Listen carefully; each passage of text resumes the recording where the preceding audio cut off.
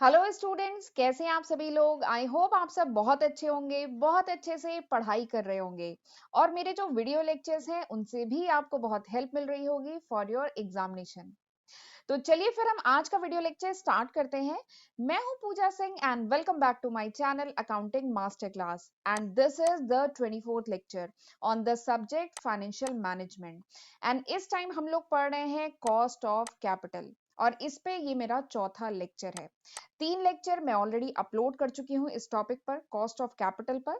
तो चलिए जल्दी से देख लेते हैं कि जो लास्ट के 3 लेक्चर्स हैं, लेक्चर 21, 22, 23, उसमें हमने क्या डिस्कस किया था। तो मैं लेक्चर 21 में डिस्कस कर चुकी हूँ कि कॉस्ट ऑफ कैपिटल का बेसिक इंट्रोडक्शन हम ऑलरेडी डिस्कस कर चुके हैं।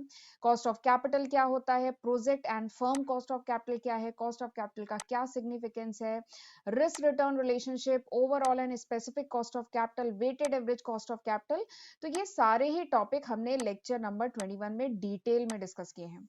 उसके बाद लेक्चर 22 में मैंने कॉस्ट ऑफ डेप्ट के बारे में बात किया था। डेप्ट अगर एड पार इशू किया जाता है डिबेंचर, या अगर डिबेंचर डिस्काउंट या प्रीमियम पे इशू किया जाता है, टैक्स एडजस्टमेंट, ये सारे ही टॉपिक हमने डिस्कस किए थे लेक्चर नंबर 22 में। और लेक्चर नंबर 23 में मैं कॉस्ट ऑफ प्रेफरेंस शेयर के बारे में बहुत डिटेल में, रिडीमेबल प्रेफरेंस शेयर है तो कैसे कॉस्ट निकलेगी, इररिडीमेबल प्रेफरेंस शेयर है तो कैसे कॉस्ट निकलेगी, ये सारे ही टॉपिक प्लस हमने बहुत सारे न्यूमेरिकल लगाए हैं। ठीक है, तो ये सारे ही टॉपिक हमने लेक्चर नंबर 23 में डिस्कस किए थे। एंड आज हम इसके आगे पढ़ेंगे। देखिए डिवेंचर हमने डिस्कस कर लिया, प्रेफरेंस शेयर डिस्कस कर लिया, तो अब बताइए क्या बचा है। अब बचा है इक्विटी कैपिटल, जो हम आज के लेक्चर में डिस्कस करेंगे। तो आज हम डिस्कस करेंगे कॉस्ट ऑफ इक्विटी कैपिटल। ठीक है, cost of equity capital detail में आज डिस्कस करेंगे। तो जो फर्म होती है वो इक्विटी कैपिटल रेज कर सकती है दो तरीके से, internally and externally. Internally in the form of retained earning और externally by issuing new share. तो दोनों ही केसेस में कैसे कॉस्ट निकलती है, cost of retained earning and cost of external equity, कैसे कैलकुलेट किया जाता है, वो सब हम करेंगे, न्यूमेरिकल भी लगाएंगे। और रिटेन अर्निंग के केस में we use dividend valuation model. तो उसमें 3 केसेस बनते हैं, normal growth, super normal growth and zero growth. ठीक है, तो वो तीनों केसेस हम डिस्कस करेंगे, इस पे भी हम न्यूमेरिकल लगाएंगे।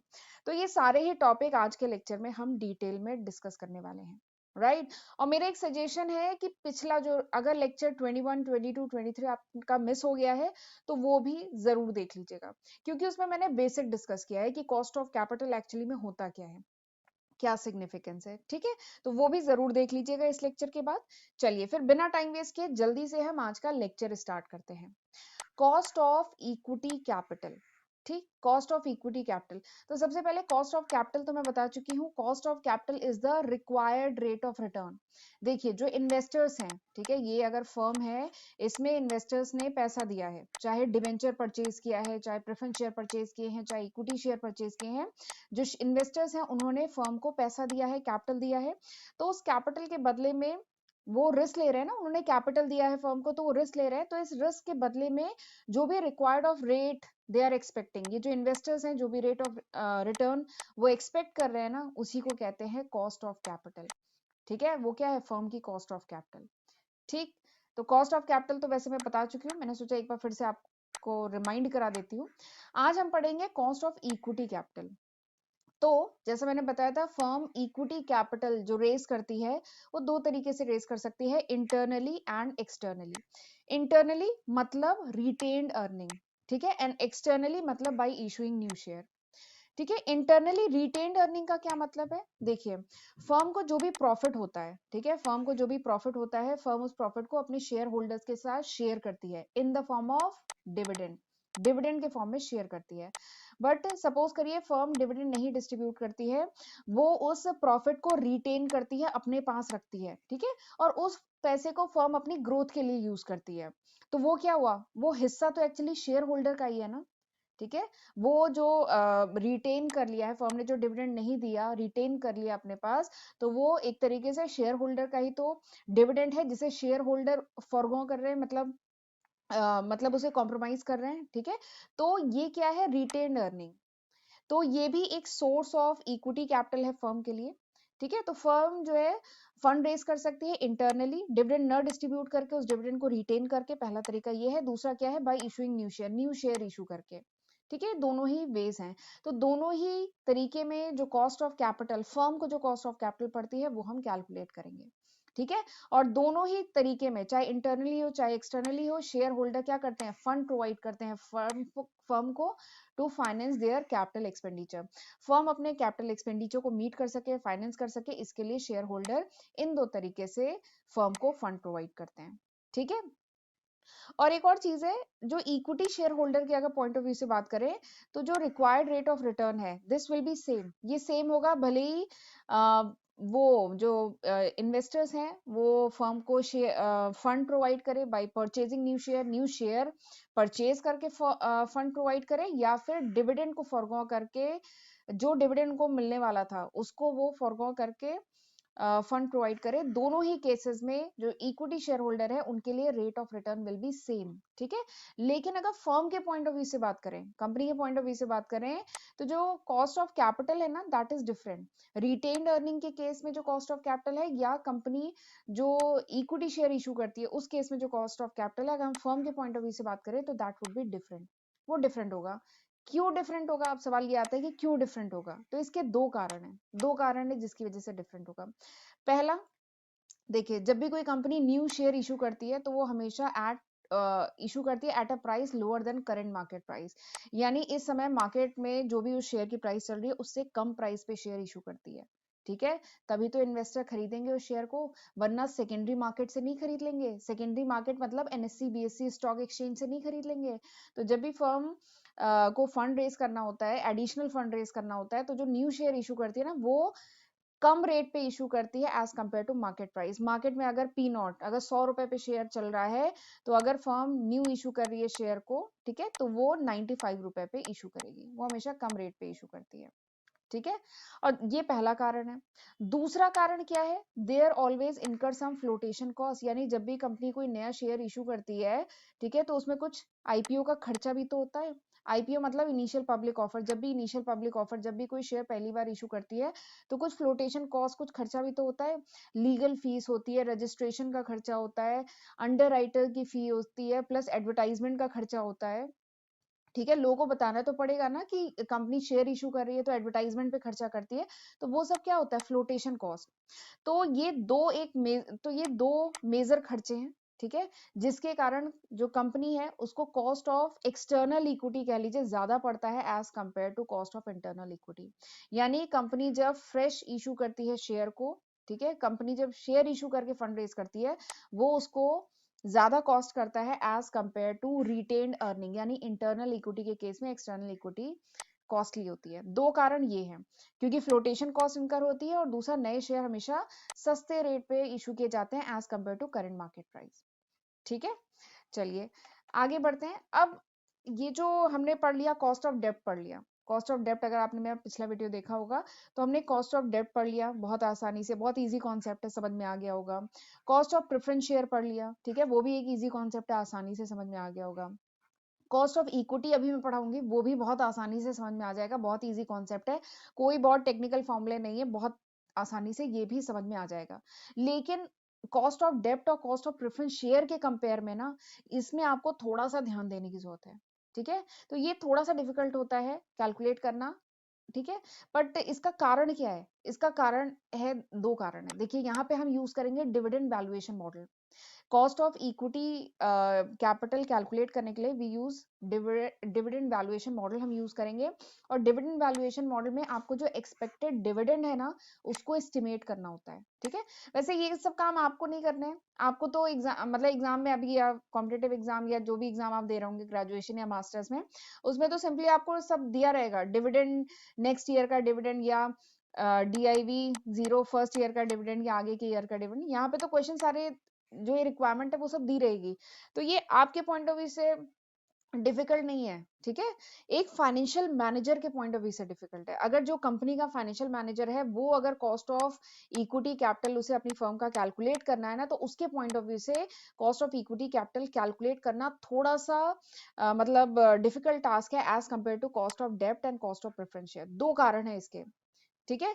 क्या दो कारण है? क्योंकि कॉस्ट ऑफ इक्विटी कैपिटल जब हम कैलकुलेट करते हैं then we use dividend valuation model. हम डिविडेंड वैल्यूएशन मॉडल यूज करते हैं जहां पे एक्सपेक्टेड जो डिविडेंड है ना उसको एस्टिमेट करना होता है, जो एक बहुत डिफिकल्ट टास्क है। ठीक है। और दूसरा क्या है, डिविडेंड आगे किस रेट से ग्रो करेगा। ठीक है, अर्निंग, फ्यूचर अर्निंग फर्म की किस रेट से ग्रो करेगी ये भी एस्टिमेट करना होता है। तो बताइए it's very difficult to estimate the growth of dividend. आगे चल के डिविडेंड किस रेट से ग्रो करेगा, आगे फ्यूचर का क्या अर्निंग रहेगी, इसको पहले से एस्टिमेट करना तो मुश्किल है ना। तो इसीलिए cost of equity capital calculate करना थोड़ा सा मुश्किल होता है। बट ये आपके पॉइंट ऑफ व्यू से, एक स्टूडेंट के पॉइंट ऑफ व्यू से डिफिकल्ट नहीं है, क्योंकि यहाँ पे तो आपको सारी इन्फॉर्मेशन क्वेश्चन में दी रहेगी। बट एक फाइनेंशियल मैनेजर के पॉइंट ऑफ व्यू से, जिसे अपनी कंपनी का cost of equity capital calculate करना है, उसके पॉइंट ऑफ व्यू से थोड़ा सा मुश्किल है, क्योंकि उसे ये सारी चीजें एस्टिमेट करनी होगी। और आपके पॉइंट ऑफ व्यू से नहीं, आपको तो सारी चीजें अभी क्वेश्चन में दी रहेगी, अभी मैं क्वेश्चन कराऊंगी, बहुत आसानी से आप कर लेंगे। ठीक है, चलिए फिर करना शुरू करते हैं कॉस्ट ऑफ इक्विटी कैपिटल। ठीक है, तो इक्विटी कैपिटल की कॉस्ट निकालना शुरू करते हैं। अब इसे हम दो हेड्स में पढ़ेंगे, पहला इंटरनल इक्विटी, दूसरा एक्सटर्नल इक्विटी। इंटरनल इक्विटी मतलब तो समझ में आ गया है ना, क्या होता है इंटरनल इक्विटी? इंटरनल इक्विटी मतलब रिटेन्ड अर्निंग। फर्म ने डिविडेंड को अपने शेयर होल्डर में डिस्ट्रीब्यूट नहीं किया है, उसे रिटेन किया है, उसे फर्म की ग्रोथ के लिए यूज करेगी। ठीक है। दूसरा एक्सटर्नल इक्विटी, यानी फर्म जो है न्यू इशू कर रही है, न्यू शेयर्स इशू कर रही है और उसके थ्रू फंड रेज कर रही है। ठीक है, न्यू इशू ऑफ शेयर, यहाँ पे न्यू इशू ऑफ शेयर होता है, दिस इज एक्सटर्नल इक्विटी। ठीक है, तो दोनों केसेस में हम कॉस्ट कैलकुलेट करेंगे। तो चलिए पहले हम रिटेन्ड अर्निंग यानी इंटरनल इक्विटी के केस में कॉस्ट को कैलकुलेट करना देखते हैं कि कैसे करेंगे। तो जो शेयर होल्डर होता है, शेयर होल्डर ने फर्म को पैसा दिया है, तो ही नीड सम रिटर्न, उसे कुछ मतलब रिटर्न चाहिए। ठीक है, तो इसको जो रिटर्न मिलता है वो दो फॉर्म में मिलता है, एक तो डिविडेंड के फॉर्म में मिलता है और दूसरा कैपिटल गेन। कैपिटल गेन मतलब क्या होता है? कैपिटल गेन मतलब होता है जैसे 90 रुपए का शेयर था 100 रुपए हो गया। ठीक है, या 110 हो गया या 150 हो गया, तो ये जो डिफरेंस है ना, this is called capital gain. ठीक है, जो प्राइस बढ़ गई, ठीक है, जो कैपिटल था उसमें जो गेन हो गया, 100 रुपए का शेयर 150 रुपए हो गया, दिस इज कैपिटल गेन। और डिविडेंड, जो भी उसे डिविडेंड मिलेगा, पूरे साल कंपनी ने जो भी काम किया उससे जो भी प्रॉफिट होगा वो कंपनी शेयर होल्डर के फॉर्म में डिविडेंड के फॉर्म में शेयर करेगी। ठीक है, तो शेयर होल्डर एक्सपेक्ट करता है जो भी रिटर्न दो फॉर्म में, या तो डिविडेंड के फॉर्म में या कैपिटल गेन के फॉर्म में एक्सपेक्ट करता है। तो यहाँ पर जो required rate of cost of retained earning अगर पूछेंगे, कॉस्ट ऑफ रिटेन्ड अर्निंग क्या है, तो this is the required rate of return. ये रिक्वायर्ड रेट ऑफ रिटर्न है of share holder. Share holder जो भी required rate of return expect करता है, that is cost of retained earning. ठीक है, और इसको हम कैलकुलेट करेंगे with the help of this model, dividend valuation model की हेल्प से कैलकुलेट करेंगे। यहाँ पे तीन केसेस होंगे। पहला केस होगा नॉर्मल ग्रोथ, यानी अगर फर्म का जो डिविडेंड है ग्रो कर रहा है एट अ नॉर्मल ग्रोथ, जी ले लेते हैं, जी अगर नॉर्मल ग्रोथ रेट है उससे अगर ग्रो कर रहा है, तब कॉस्ट ऑफ रिटेन्ड अर्निंग क्या होगी। दूसरा क्या है, अगर डिविडेंड ग्रो कर रहा है सुपर नॉर्मल ग्रोथ से, ठीक है, कुछ साल सुपर नॉर्मल ग्रोथ से ग्रो कर रहा है, फिर उसके बाद नॉर्मल ग्रोथ है। और तीसरा क्या है, डिविडेंड ग्रो कर रहा है एट जीरो रेट, यानी यहाँ पे ग्रोथ रेट क्या है, जीरो है, तब कॉस्ट ऑफ इक्विटी, ये जो कॉस्ट ऑफ रिटेन अर्निंग है, ये क्या होगी। तो ये तीनों केसेस ही हम डिस्कस करेंगे। तो चलिए केस वन लेते हैं। केस वन क्या है, जब डिविडेंड ग्रो कर रहा है या dividend is expected to grow at constant rate G, यानी जब हम एक्सपेक्ट कर रहे हैं कि डिविडेंड ग्रो कर रहा है कांस्टेंट रेट जी से, जी जो कांस्टेंट ग्रोथ रेट है इससे अगर डिविडेंड बढ़ रहा है, तो कॉस्ट ऑफ रिटेन्ड अर्निंग क्या होगी। तो this is the formula, K equals to div1 divided by P naught plus G. This is the formula. This is the formula for calculating cost of equity capital. In case of internal equity, internal equity के case में cost of equity capital पता करना है, then this is the formula. KE मतलब cost of equity, div1 यानी next year dividend. Next year का जो expected dividend है, दिस इज div1। अगर आपको पहले साल का डिविडेंड दिया गया है, div0 दिया गया है, तो इसमें 1 प्लस जी करेंगे। ठीक है, जी इज द ग्रोथ रेट, ठीक है, करेंगे तो div1 आ जाएगा, मतलब नेक्स्ट ईयर का डिविडेंड। ये आ गया। पी नॉट क्या है, करंट मार्केट प्राइस, जी क्या है, ग्रोथ रेट।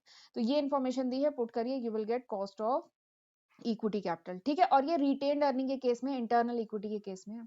ठीक है, तो कॉस्ट ऑफ इक्विटी क्या है, cost of equity is equals to expected dividend yield. एक दूसरा तरीका भी है इसको कहने का, इसको कहते हैं डिविडेंड यील्ड। ये वाला जो टर्म है ना, इसको कहते हैं डिविडेंड यील्ड, इसको कहा जाता है डिविडेंड यील्ड।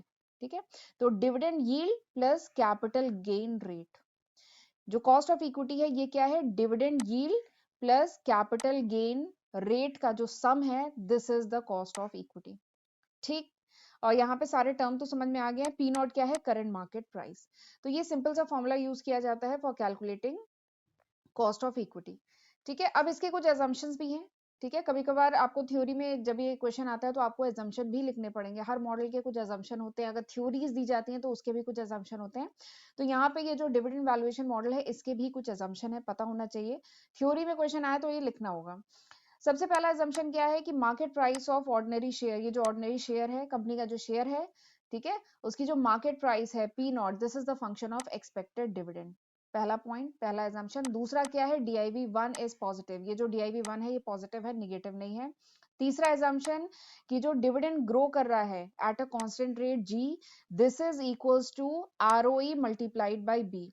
ये जो जी है ये क्या है? आरओई मल्टीप्लाइड बाय बी, जिसमें आरओई क्या है? रिटर्न ऑन इक्विटी, बी क्या है? Retention ratio. ठीक है, रिटेंशन रेशियो क्या होता है? एक होता है डिविडेंड पे आउट रेशियो और एक होता है रिटेंशन रेशियो। फर्म जितना डिविडेंड पे आउट करती है, ठीक है, डिविडेंड पे आउट रेशियो क्या होता है? 1 - बी। देखिए, ये जो बी क्या है? बी है रिटेंशन रेशियो, यानी कितना फर्म रिटेन कर रही है। 1 - बी यानी कितना फर्म पे आउट कर रही है। तो चौथा एजम्पशन क्या है कि डिविडेंड पे आउट रेशियो क्या है? कांस्टेंट है। ठीक है, और तीसरा क्या है कि G is equal to ROE multiplied by B, जहां पे बी क्या है? रिटेंशन रेशियो, आरओई क्या है? Return on equity. तो ये चार सिंपल से एजम्पशन है, ये थ्योरी में क्वेश्चन आया तो आपको लिखना होगा। ठीक, एक न्यूमेरिकल करते हैं। सपोज करिए current market price of company share is 90। जो करंट मार्केट प्राइस है कंपनी के शेयर की वो 90 रुपए है। Expected dividend per share next year is ₹4.5, यानी अगले साल जो एक्सपेक्टेड डिविडेंड है वो कितना है? पर शेयर 4.5 है। अगर डिविडेंड ग्रो कर रहा है at a, if dividend are expected to grow at a constant rate of 8%, अगर डिविडेंड ऐसा एक्सपेक्ट किया जा रहा है कि ग्रो करेगा एट कांस्टेंट रेट ऑफ 8%, तब आपको share holder required rate of return calculate करना है। ठीक है, दिस इज द क्वेश्चन। तो अभी तो देखिए यहाँ पे हमने तीन केसेस, अभी तो मैंने आपको एक ही केस पढ़ा है, पर यहाँ पे तीन केसेस हो सकते हैं। ठीक है, तो आपको कैसे पता चलेगा कि ये कौन सा केस है, कौन सा फॉर्मूला लगाएंगे? ठीक है, वैसे खैर मैं आपको अभी ये जो लेक्चर है इसके एंड में बताऊंगी कि बहुत सिंपल है। ये तीनों फॉर्मूले जो अभी, तीन नहीं चार फॉर्मूले में बताऊंगी, ये इंटर रिलेटेड है। ठीक है, कोई कंफ्यूजन नहीं होगा। बट फिलहाल अभी इस लेवल पे जरा समझिए इसमें से कौन सा केस है। तो देखिए यहाँ दिया है कि डिविडेंड ग्रो कर रहा है एट अ कांस्टेंट रेट। ठीक है, डिविडेंड ग्रो कर रहा है कांस्टेंट रेट, यानी यहाँ पे जी रेट से ग्रो कर रहा है। ठीक है, यानी ये नॉर्मल ग्रोथ का फॉर्मूला है, नॉर्मल ग्रोथ वाला केस है। ठीक है, तीन केसेस हैं, एक नॉर्मल ग्रोथ, एक सुपर नॉर्मल ग्रोथ और एक जीरो ग्रोथ। तो यहाँ पर डिविडेंड ग्रो कर रहा है कांस्टेंट रेट से, यानी ये नॉर्मल ग्रोथ वाला क्वेश्चन है, यानी this formula will be use, ये फॉर्मूला यूज होगा। ठीक है, ये फॉर्मूला यूज होगा। सारी इंफॉर्मेशन देखिए क्वेश्चन में दी है। डीआईवी वन दिया है, हाँ, this is the expected dividend per share of next year. तो डीआईवी वन क्या है? 4.5। देखिए उठा के पुट करिए। पी नॉट क्या होता है? करंट मार्केट प्राइस कितना है? 90, क्वेश्चन में दिया है, उठा के पुट करिए। एंड ग्रोथ रेट क्या है? 8% है, परसेंट है, इसको 8 डिवाइडेड बाई 100 यानी 0.08। ठीक है, 0.08 लिखेंगे और फिर इसको कैलकुलेट कर लीजिए, यू विल गेट 0.13। और इसको परसेंट के फॉर्म में कैलकुलेट करना है तो मल्टीप्लाइड बाई 100 करिए, आ जाएगा 13%। This is the cost of equity capital. ठीक, तो यहाँ पे आपको थोड़ा सा देखना है कि यहाँ पे दिया गया है कि डिविडेंड ग्रो कर रहा है कांस्टेंट रेट से, तो ये फॉर्मूला यूज करेंगे। ठीक है, जीरो ग्रोथ है कि सुपर नॉर्मल है, खैर वो क्वेश्चन देख के भी समझ में आ जाएगा। अभी मैं जब बाकी केसेस सारे डिस्कस कर लूंगी तो वो खैर आप वैसे भी समझ जाएंगे। चलिए आगे बढ़ते हैं। अच्छा, आगे बढ़ने से पहले मैं आपको बताना चाहती हूँ कि this is the list of subject, ये सारी वो लिस्ट ऑफ सब्जेक्ट है जो मैं आज की तारीख यानी जनवरी 2022 तक अपने चैनल पे अपलोड कर चुकी हूँ। ठीक है, एक्चुअली मेरे साथ हर दिन ही काफी नए बच्चे जुड़ते जा रहे हैं, तो जो नए बच्चे हैं उन्हें नहीं पता है कि मैं कौन कौन सा सब्जेक्ट पढ़ा चुकी हूँ अपने चैनल पे। तो मेरा सजेशन ये है कि मेरे चैनल पे जाके आप लोग प्लेलिस्ट जरूर चेक किया करिए। ये सारे ही सब्जेक्ट है जिनके वीडियो लेक्चर्स मैं अपने चैनल पे अपलोड कर चुकी हूँ। ठीक है, आज की तारीख यानी जनवरी 2022 तक। अगर ये वीडियो आप कुछ महीने बाद देख रहे हैं, कुछ साल बाद देख रहे हैं, तो इसमें कई और नए सब्जेक्ट ऐड हो चुके होंगे। तो सबसे अच्छा ये है कि मेरे चैनल पे जाके प्लेलिस्ट चेक करिए। और चैनल पे पहली बार आए हैं तो मेरे चैनल को जरूर सब्सक्राइब करिएगा, नोटिफिकेशन बेल भी जरूर प्रेस करिएगा, ताकि जब भी मैं नया वीडियो डालूं आपको नोटिफिकेशन मिल जाए। राइट, और लेक्चर अगर यूजफुल लगा करे, लगे कुछ समझा हमने, कुछ नॉलेज गेन की है, कुछ कॉन्सेप्ट क्लियर हुआ है, तो प्लीज मुझे कमेंट सेक्शन में जरूर बताया करिए। ठीक है, कमेंट करने में शायद कुछ सेकंड का समय जाता है, लेकिन जो हम लोग कर रहे हैं, ठीक है, मैं अपनी बात नहीं करूंगी, मैं कहूंगी कि जितने भी यूट्यूबर्स हैं जो एजुकेशनल चैनल या दूसरे चैनल बना रहे हैं, कितना एफर्ट करते हैं, हमें घंटों लगते हैं, एक एक वीडियो बनाने में घंटों, कई घंटे लगते हैं, ठीक है। और आप लोगों को कमेंट या लाइक करने में अगर यूजफुल लगे तो ठीक है, यूजफुल नहीं लगता तो कोई बात नहीं, बट यूजफुल लगे तो आपको केवल कुछ सेकंड का समय लगेगा वीडियो को लाइक करने और कमेंट करने में, तो हमें मोटिवेट करते रहा करिए। बस मैं ये कहना चाहती हूँ, मोटिवेट करते रहा करिए, आपके मोटिवेशन की हमें बहुत जरूरत है। ठीक है, तो चलिए आगे बढ़ते हैं। अब मैं आपको बताती हूँ केस सेकंड। केस सेकंड क्या है? Super normal growth. Super normal growth मतलब अगर डिविडेंड ग्रो कर रहा है at different rate in future, यानी अगर हम ये एक्सपेक्ट कर रहे हैं कि डिविडेंड आगे फ्यूचर में डिफरेंट रेट से ग्रो कर रहा है, ठीक है, तो वहां पे भी सेम यही डिविडेंड वैल्यूएशन मॉडल यूज किया जाएगा। ठीक है, यहाँ पे डिफरेंट ग्रोथ एजम्पशन लिया जाता है। इसमें एजम्पशन ये लेते हैं कि जो डिविडेंड है वो सुपर नॉर्मल रेट से ग्रो करता है। जीएस ये सुपर नॉर्मल ग्रोथ रेट है फॉर एन ईयर, यानी पहले के एन ईयर्स के लिए जो डिविडेंड ग्रो करेगा वो जीएस यानी सुपर नॉर्मल ग्रोथ रेट से ग्रो करेगा। और उसके बाद एन प्लस वन ईयर से जो है आगे तक, एन प्लस वन से लेके हमेशा तक के लिए डिविडेंड ग्रो करेगा normal growth rate, GN rate से ग्रो करेगा।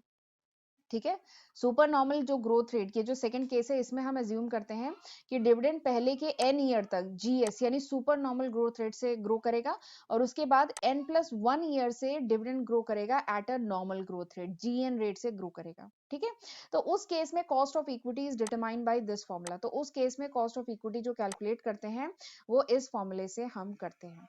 ठीक है, इस फॉर्मूले में सारे आइटम आपको पता ही है। पी नॉट क्या है? Current market price. T one से लेके एन है, ठीक है, एन आपको दिया रहेगा क्वेश्चन में। डीआईवी नॉट यानी इनिशियल ईयर में जो डिविडेंड है वो। GS super normal growth rate, ठीक है, जीएन नॉर्मल ग्रोथ रेट। केई क्या है? के is the cost of equity. ठीक है, सारी इंफॉर्मेशन आपको क्वेश्चन में दी है, बट जनरली इस पे क्वेश्चन एग्जाम में कम पूछा जाता है। बट थ्योरी में अगर ये आया तो आपको ये फॉर्मूला लर्न करना होगा और ये लिखना होगा। ठीक है, कि सुपर नॉर्मल ग्रोथ ये वाला केस क्या होता है, ठीक है, और ये फॉर्मूला क्या है आपको थ्योरी में लिखना होगा। बट जनरली ऐसा देखा गया है कि एग्जाम में इस पे क्वेश्चन कम आता है, क्योंकि यहाँ पे जो के की वैल्यू है ना, this will be calculated with the help of trial and error method. ये जो के की वैल्यू कैलकुलेट होगी ना, कॉस्ट ऑफ इक्विटी, इस ये ट्रायल एंड एरर मेथड से कैलकुलेट होगी। ठीक है, तो इसलिए इस पे एग्जाम में क्वेश्चन मैंने कम देखा है। बाकी zero growth and normal growth पे क्वेश्चन काफी पूछे जाते हैं। ठीक है, तीसरा केस देखते हैं। तीसरा केस है जीरो ग्रोथ। जीरो ग्रोथ यानी यहाँ पे जी क्या है? जीरो है। जीरो ग्रोथ मतलब यही है ना, यानी यहाँ पर dividend is growing at zero rate. Dividend grow कर रहा है जीरो रेट से, यानी डिविडेंड में कोई ग्रोथ नहीं हो रही है, यानी there is a constant amount of dividend is expected perpetually, यानी हमेशा के लिए फर्म जो है कांस्टेंट अमाउंट ऑफ डिविडेंड दे रही है, क्योंकि उसमें कोई ग्रोथ नहीं हो रही है, यहाँ पे ग्रोथ जीरो है। ठीक है, तो जो पिछला फॉर्मूला था नॉर्मल ग्रोथ वाला, उसमें क्या था? यहाँ पे जी था। ठीक है, जो फर्स्ट केस था नॉर्मल ग्रोथ वाला, वो यही फॉर्मूला तो था, यहाँ पे जी था साथ में। ठीक है, बट ये केस क्या है? जीरो ग्रोथ, तो जरा जी को जीरो कर दीजिए। ये जीरो ग्रोथ का केस है ना, तो यहाँ पे जी को जीरो पुट कर दीजिए, तो फॉर्मूला क्या बन गया? ये यहीं तक फॉर्मूला बन गया। ठीक है, तो देखा, आपको फॉर्मूला कुछ लर्न नहीं करना पड़ा, वही पहला वाला फॉर्मूला है, उसको मॉडिफाई हो गया, जी जीरो हो गया। ठीक है, तो K equals to DIV one divided by P naught. This is the formula which is used when for calculating cost of equity when the growth rate is zero। जब expected जो dividend है उसका growth rate अगर zero है, then this is the formula। ये formula है, ये पहले वाले फॉर्मूले से ही डिराइव है, उसमें जी को जीरो पुट कर दिया है। ठीक, अब अगर जी जीरो हो जाएगा, ठीक है, अगर ये जो ग्रोथ रेट जीरो है, इसका मतलब क्या है? डिविडेंड ग्रो ही नहीं कर रहा है। ठीक है, फर्म एक कांस्टेंट अमाउंट ऑफ डिविडेंड दे रही है, इसका मतलब क्या है? Firm does not retain any of its earning. Firm जो है कोई भी अपनी अर्निंग रिटेन नहीं कर रही है, फर्म पूरा 100% पे आउट पॉलिसी फॉलो कर रही है, पूरे डिविडेंड को डिस्ट्रीब्यूट कर रही है। ठीक है, तो उस केस में क्या होगा? Dividend is equals to earning, dividend earning के इक्वल होगा। तो उस केस में इस फॉर्मूले को थोड़ा सा अगर मॉडिफाई कर दे, तो this will be the formula for calculating के। कॉस्ट ऑफ इक्विटी का फॉर्मूला क्या हो जाएगा? ईपीएस यानी earning per share S, earning per share one, यानी नेक्स्ट ईयर का earning per share divided by P not. तो ये फॉर्मूला कुछ ऐसे मॉडिफाई हो जाएगा। ठीक है, और ये बताता है no growth situation. Zero growth मतलब क्या है? कोई ग्रोथ ही नहीं हो रही है, नो ग्रोथ सिचुएशन। ठीक है, और इस केस में क्या है? कॉस्ट ऑफ इक्विटी को कैपिटल करने, कॉस्ट ऑफ इक्विटी को कैलकुलेट करने के लिए आप ईपीएस का कॉन्सेप्ट भी यूज कर सकते हैं। तो जैसी इंफॉर्मेशन आपको दी गई है क्वेश्चन में, वो फॉर्मूला आप यूज करेंगे। दोनों फॉर्मूले अवेलेबल हैं, इनमें से जो फॉर्मूले के रिकॉर्डिंग आपको जो फॉर्मूले के अकॉर्डिंग आपको इन्फॉर्मेशन क्वेश्चन में दी है वो आप कैलकुलेट करेंगे, ठीक है। अभी बैक टू बैक मैंने 2 वीडियोस रिकॉर्ड किए हैं, इसलिए मेरी आवाज अब स्टैमर हो रही है। चलिए नेक्स्ट है आगे कॉस्ट ऑफ एक्सटर्नल इक्विटी। तो हमने इंटरनल इक्विटी तो अच्छे से पढ़ लिया। इंटरनल इक्विटी के केस में 3 केस बनते थे, normal growth, super normal growth and zero growth. तीनों के केस में फॉर्मूला देख लिया, बहुत इजी था, ठीक है। अब जरा बात करते हैं cost of external equity. Cost of external equity, तो ये होता क्या है cost of external equity? Simply ये क्या है, रिक्वायर्ड रेट ऑफ रिटर्न या कह लीजिए minimum rate of return which the equity share holder require. जो इक्विटी शेयर होल्डर है, ठीक है, जिन्होंने फर्म को फंड दिया हुआ है, कैपिटल दिया हुआ है, वो minimum required rate of return जितना चाहते हैं, क्योंकि उन्होंने फर्म को फंड सप्लाई किया हुआ है, उन्होंने न्यू शेयर परचेज किए हैं, तो वो जो भी minimum required rate of return जो एक्सपेक्ट करते हैं, that is the cost of external equity, ठीक है। और इस केस में फॉर्मूला क्या है? इस केस में फॉर्मूला होगा वेरी सिंपल, वही फॉर्मूला है जो आपने पहले केस में पढ़ा था, ठीक है। K equals to DIV1 divided by P not plus G, वही फॉर्मूला है, ठीक है, वही फॉर्मूला है। लेकिन यहाँ पे थोड़ा सा चेंज है। देखिए फॉर्मूला वही है, लेकिन कह लीजिए एक टर्म थोड़ा सा वेरी कर जाएगा यहाँ पे। यही फॉर्मूला पढ़ा था ना आपने इंटरनल इक्विटी के केस में, K equals to DIV1 divided by P not plus G, यही फॉर्मूला पढ़ा था आपने इंटरनल इक्विटी के केस में। लेकिन एक्सटर्नल इक्विटी के केस में क्या होता है, ये जो पी नॉट है, देखिए रिटेन अर्निंग के केस में क्या हुआ था, पी नॉट क्या था, current market price of share. P not क्या था, current market price of share, ठीक है। बट यहाँ पर एक्सटर्नल इक्विटी के केस में तो कंपनी शेयर इशू कर रही है ना, एक्सटर्नल इक्विटी मतलब कंपनी शेयर इशू कर रही है, तो ये होता है इशू प्राइस। ये जो पी नॉट होता है ना, this is the issue price, क्योंकि एक्सटर्नल इक्विटी के केस में तो कंपनी शेयर इशू कर रही है, तो this will be the issue price of share, ये होता है इशू प्राइस। और हमने जो पढ़ा था रिटेन अर्निंग के केस में, वहां पे ये क्या था, करंट मार्केट प्राइस, ये क्या था, करंट मार्केट प्राइस, क्योंकि शेयर इशू वहां पे नहीं हो रहे थे, ठीक है। तो ये थोड़ा सा वेरिएशन है, बाकी फॉर्मूला इज सेम, ठीक है। बट एक बहुत खास बात है, external equity, cost of external equity is greater than cost of internal equity. ये बहुत इंपॉर्टेंट पॉइंट है, कॉम्पिटेटिव एग्जाम की बात करिए, चाहे आपके ग्रेजुएशन या मास्टर्स की बात करिए, पूछा जाएगा, पूछा जाता है कि why cost of external equity is greater than cost of internal equity. वैसे कॉम्पिटेटिव एग्जाम में इस चीज को पूछने के तरीके अलग अलग हो सकते हैं, ठीक है, बट लॉजिक क्या है, लॉजिक कॉन्सेप्ट ये है, और ये क्यों है ये अभी मैं बताती हूँ। कॉस्ट ऑफ एक्सटर्नल इक्विटी यानी जब फर्म न्यू शेयर इशू करके फंड रेज करती है, तो जो कॉस्ट इनकर होती है, and cost of retained earning यानी जब फर्म रिटेन्ड अर्निंग को यूज करती है, ठीक है, अपने कैपिटल एक्सपेंडिचर को फाइनेंस करने के लिए, तो जो कॉस्ट इनकर होती है, तो जब न्यू इशू वाला जो केस होता है, इसमें कॉस्ट हायर होती है as compare to cost of retained earning, ठीक है, इस केस में कॉस्ट हायर होती है as compare to cost of retained earning. अब आप पूछेंगे क्यों हायर होती है, तो इसका रीजन क्या है, इसका रीजन इसके फॉर्मूले में छुपा हुआ है, ठीक है, इसका रीजन इसके फॉर्मूले में है। देखिए ये क्या है, this is the formula, retained earning internal equity के केस में, कह लीजिए इंटरनल इक्विटी के केस में ये फॉर्मूला था, ठीक है, जहां पे पी नॉट क्या था, P not is the current market price, ठीक है। And this is the formula in case of external equity, जब कंपनी एक्सटर्नल इक्विटी यानी इशू कर रही है शेयर, तो मैंने पी नॉट को इसमें आई नॉट से रिप्लेस कर दिया। आई नॉट मतलब इशू प्राइस, फर्म जब शेयर इशू कर रही है, ठीक है, this is the issue price, ठीक। और मैं आपको पहले बता चुकी हूँ कि जब भी फर्म न्यू शेयर इशू करती है, तो हमेशा क्या होता है, न्यू शेयर सस्ते में इशू किए जाते हैं as compare to current market price, current market price से कम रेट पे इशू किए जाते हैं, क्यों, क्योंकि तभी तो शेयर होल्डर लेंगे, वरना सेकेंडरी मार्केट से नहीं ले लेंगे, ठीक है। तो आई नॉट हमेशा कम होता है पी नॉट से, ठीक है, अधिकतर कम होता है, सेम भी हो सकता है, अधिकतर कम होता है, ठीक है। तो ये जो आई नॉट अगर कम होगा, अगर आई नॉट कम होगा तो ये टर्म ज्यादा होगा, मैथ्स तो पढ़ा है ना, अगर डिनोमिनेटर कम होगा तो पूरा ये टर्म क्या होगा, ज्यादा होगा, और अगर पूरा टर्म ज्यादा होगा तो ये ज्यादा हो जाएगा। अगर आई नॉट इशू जो कर रही है फर्म शेयर, वो अगर कम होगा, डिनोमिनेटर कम होगा, तो ये पूरा टर्म ज्यादा हो जाएगा, ठीक है, ये पूरा टर्म ज्यादा होगा तो के विल बी हाई, ठीक है। तो इसी, और ये क्या है, एक्सटर्नल इक्विटी है, तो कॉस्ट ऑफ एक्सटर्नल इक्विटी इसीलिए ज्यादा होता है कॉस्ट ऑफ इंटरनल इक्विटी से। ये जो करंट मार्केट प्राइस है, ये क्या होती है, ये ज्यादा होगा, ठीक है, ये ज्यादा है ना as compare to issue price, ये ज्यादा तो फिर ये कम, ये कम तो फिर के ही कम, ठीक है। तो दिस इज द लॉजिक। ये फॉर्मूले से आप ऐसे देख सकते हैं। बाकी आपको रीजन समझना है तो ये सिंपली समझ लीजिए कि कंपनी जो न्यू शेयर इशू करती है वो सस्ते पे इशू करती है as compare to current market price. This is the reason. This is the reason कि why cost of external equity is higher as compare to cost of internal equity. तो इसका कारण लिखना हो तो ये लिखेंगे, बाकी फॉर्मूले से अगर आपको देखना है तो दिस इज द लॉजिक। ठीक है, तो ये बहुत इंपॉर्टेंट कॉन्सेप्ट है, ये समझना बहुत जरूरी है। चलिए एक क्वेश्चन करते हैं जिसमें इंटरनल और एक्सटर्नल दोनों कैलकुलेट करना है आपको। देखिए एक क्वेश्चन है कि the share of A company currently selling at ₹100। एक कंपनी है, उसका शेयर 100 रुपए पे अभी सेल हो रहा है, ठीक है, यानी 100 रुपए पे ट्रेड कर रहा है। करंट मार्केट प्राइस उसकी 100 रुपए है। It wants to finance its capital expenditure of ₹1 lakh either by retain earning or by selling new share। Company जो है अपने जो कैपिटल एक्सपेंडिचर है 1 लाख रुपए का उसे फाइनेंस करना चाहती है। कंपनी के पास दोनों ऑप्शन है, retain earning and by selling new share, दोनों ऑप्शन है। ठीक है, अगर कंपनी न्यू शेयर इशू करती है तो उस केस में इशू प्राइस क्या है, ₹95।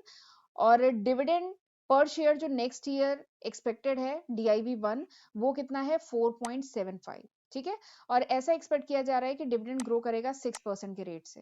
ठीक है, ये सारी इंफॉर्मेशन दी है। आपको कैलकुलेट करना है कॉस्ट ऑफ इंटरनल इक्विटी यानी रिटेन्ड अर्निंग, और कैलकुलेट करना है कॉस्ट ऑफ एक्सटर्नल इक्विटी यानी न्यू इशू ऑफ शेयर। ये दो चीजें आपको कैलकुलेट करना है। ठीक है, और वो सारी इंफॉर्मेशन आपको क्वेश्चन में दी है। और एक बार पता है वीडियो को पॉज कर लीजिएगा और क्वेश्चन एक बार आप खुद से पढ़िए। ठीक है, चलिए मैं सॉल्यूशन बताती हूँ। तो देखिए सबसे पहले cost of internal equity calculate करते हैं। ठीक है, यहाँ पे देखिए कुछ सुपर नॉर्मल ग्रोथ या जीरो ग्रोथ का तो केस है नहीं, यहाँ पे ग्रोथ रेट दिया है।